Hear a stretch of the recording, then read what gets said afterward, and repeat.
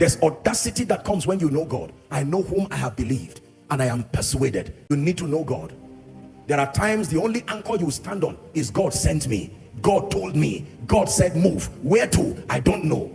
But by principle, you should always know the end before you move. But God said move, that the signs will follow as I move. A generation that does not pay the price to know God is a generation that will be and remain powerless. It's a sacrifice to know God, but there is value, there is profit in knowing God. Is someone learning?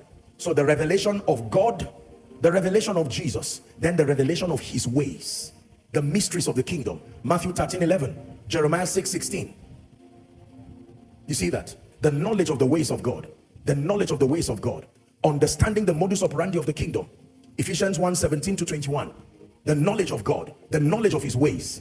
It's important that you know his ways. He wants you to know his ways. He wants you to find that ancient path, the paths that the ancient followed, that left them as people of power. They started as weak people, uneducated people, idol worshippers, nobodies, but they followed a certain path, a certain trajectory in life and in the spirit, and it ended them as mighty men, weighty men, men of power and capacity. God has not changed.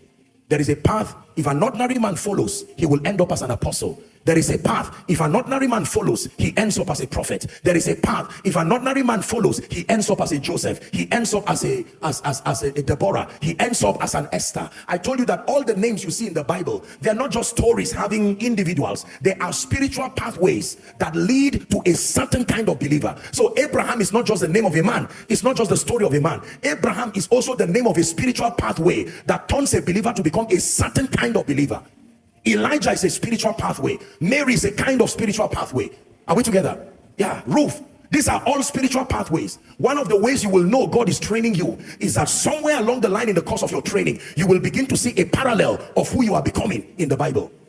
No matter how unique your ministry is, it will have a witness of what you are doing in the Bible. That's why the Bible has a plethora of characters. If you don't look like anybody in the Bible, look like Jesus. If you don't, then it's a demon leading you somewhere.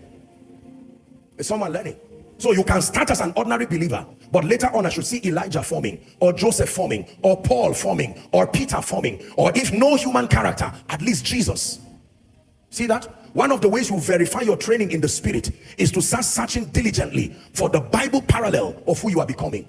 It helps to verify the pathway you are following. No matter how unique and how mysterious your call is, you must find someone who looks like where God is taking you to and what he's doing in your life. And if you cannot find any, you certainly should be able to find Jesus being formed in you. My little children, of whom I travail in birth until Christ be formed in you.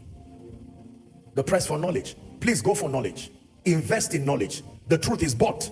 It is bought sometimes with physical money because you have to go and buy materials. But there are nobler currencies we use to buy the truth. Hunger, passion, adaptation, sacrifice. You buy the truth and then you sell it not. He says, my son, pay attention to my words. Incline your ears to my sayings. Do not let them depart from your heart. It says they are life to those who find them and health to their flesh. They are life to those who find them, not those who want them. Those who find them, not those who need them. Those who find them, not those who desire them. Desire is important, but you must go past the realm of desire to access revelation. Proverbs 18:1, through desire, a man, having separated himself, seeketh and intermeddleth with wisdom. Through desire, through desire. Paul prayed over the church in Ephesus that the eyes of our understanding being enlightened, that we may know, is the Greek word epignosis, come into oneness with what is being said, that we may know the hope of his calling and the riches of the glory of the inheritance in the saints, and then the exceeding greatness of his power to usward who believe. That was Paul's prayer. Ephesians 4:18 says, having their understanding darkened, being alienated from the life of God through the ignorance that is in them because of the blindness of their heart. Colossians 3:16, let the word of Christ dwell in you richly in all wisdom. Let it dwell in you richly in all wisdom. Let it dwell in you richly in all wisdom. You need light. High level spiritual illumination. High level. High level. This business of kingdom come requires revelation. You cannot represent the purposes of God in ignorance. Power is related to knowledge. Power is connected to knowledge. A sound doctrinal understanding, a sound prophetic understanding of the word, a thorough understanding of the ways of God.